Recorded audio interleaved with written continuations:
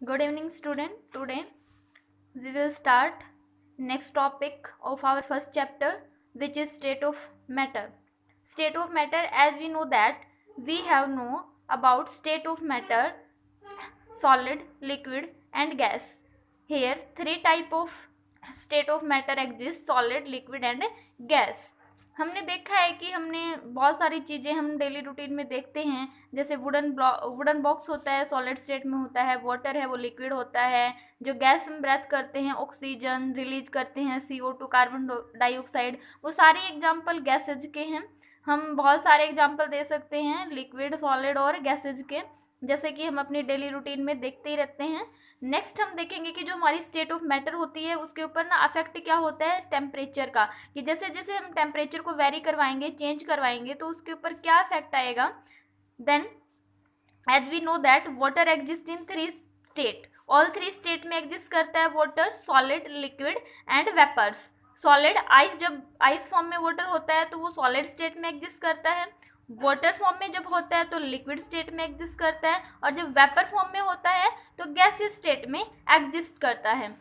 When we rise the temperature ice convert into water and further we increase the temperature the water convert into vapours.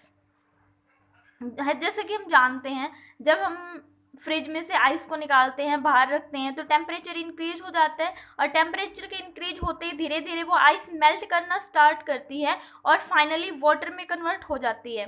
And further we increase the temperature, अगर हम उसी water को दोबारा temperature increase करें, उसी water को अगर boil करना शुरू करें, हीट देना स्टार्ट करें, तो आप देखोगे कि जब वो 100 डिग्री तक टेम्परेचर हम इंक्रीज कर देते हैं तो वो वेपर फॉर्म में कन्वर्ट होना शुरू हो जाएंगे, यानी कि वो गैस बनना शुरू हो जाएंगे।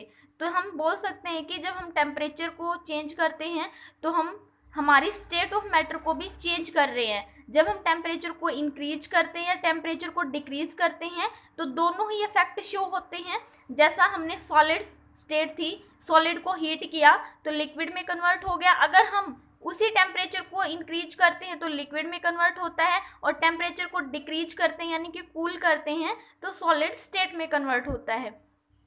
फर्दर जब हम लिक्विड को हीट करते हैं, हम जब लिक्विड को हीट करते हैं तो क्या होता है, गैसियस फॉर्म में चला जाता है हमारा मैटर, और फिर जब हम उसको कूल करते हैं तो वापस लिक्विड फॉर्म में आ जाता है। जब हम सॉलिड को हीट देते हैं और लिक्विड में कन्वर्ट करते हैं तो इसको हम नाम देते हैं मेल्टिंग प्रोसेस।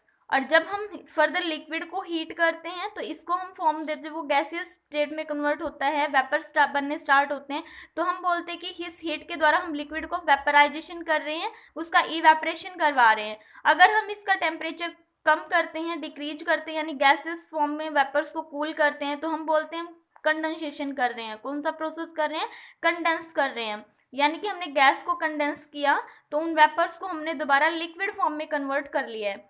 अगर हम लिक्विड को दोबारा कूल करते हैं तो हम उसका सॉलिडिफिकेशन करते हैं, क्योंकि अब हमारा लिक्विड सॉलिड फॉर्म में कन्वर्ट हो जाएगा, तो हम बोलेंगे हमने उसको सॉलिडिफाई कर दिया है।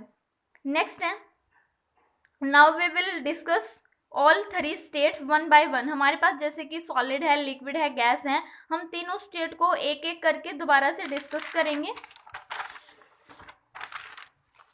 सॉलिड क्या होता है, सबसे पहले जो सॉलिड होता है, solid have strong intermoleculars between the particles. सबसे पहले हम डिस्कस करते हैं कि जो इंटरमोलिकुलर फोर्स है वो क्या होती है। इंटरमोलिकुलर फोर्स है वो क्या होती है, देखिए जैसे ये पार्टिकल्स हैं, मैंने बहुत ही क्लोज बनाए हैं ये सारे के सारे पार्टिकल्स।